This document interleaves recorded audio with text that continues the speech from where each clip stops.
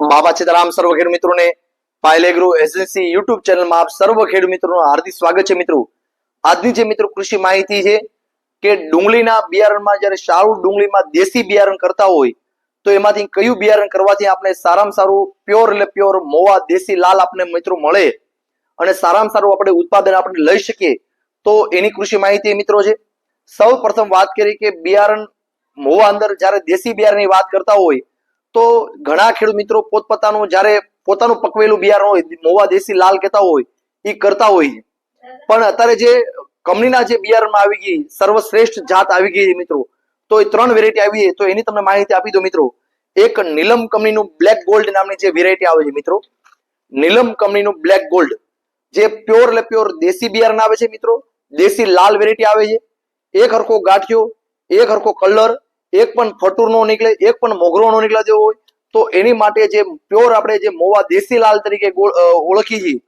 અને જે લાલ પ્યોર એટલે પ્યોર લાલ ઘાટો લાલ જે આવે તો એની માટે તમારે નીલમ કંપનીની જે બ્લેક ગોલ્ડ નામની જે વેરાયટી આવે મિત્રો તો આ વેરાયટી પણ વાવેતર કરી શકો છો। અથવા તમારે હિત કંપનીનું જે વેરાયટી આવે સાનવી 151 નામની જે વેરાયટી આવે છે જે દેશી બિયારણમાં દેશી લાલ,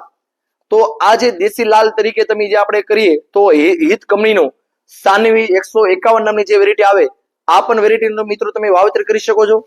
અથવા તમારે લાલ પરી જે આવે લાલ પરી હરવેલી કંપનીનું તો આ જે આવે આ વેરાયટીનું વાવેતર મિત્રો તમે કરી શકો છો। જે મોવાની સર્વશ્રેષ્ઠ જાત ગણાતી હોય અને દેશી બિયારણમાં સર્વશ્રેષ્ઠ ઉત્પાદન આપતી જાત હોય મિત્રો તો આ ત્રણેય કંપનીનું બિયારણ કોઈ પણ વેરાયટી કરવાથી આપણે મિત્રો સારામાં સારું ડુંગળીના લાલ બિયારણમાં આપણે સારામાં સારું ઉત્પાદન મળી શકે, જેને પ્યોર દેશી બિયારણ તરીકે મિત્રો આપણે ઓળખીએ છીએ મિત્રો। બસ મિત્રો આજની કૃષિ માહિતી એટલી તે આવીને આવી કૃષિ માહિતી મેળવવા માટે અમારી જે યુટ્યુબ ચેનલ છે પાયલેગ્રો એજન્સી યુટ્યુબ ચેનલ મિત્રો એને સબસ્ક્રાઇબ કરો અને આ વિડીયો વધારે વધારે બીજા ખેડૂતના ગ્રુપમાં મોકલો જેથી કરીને બીજા ખેડૂતને પણ માહિતી મિત્રો મળી રહે।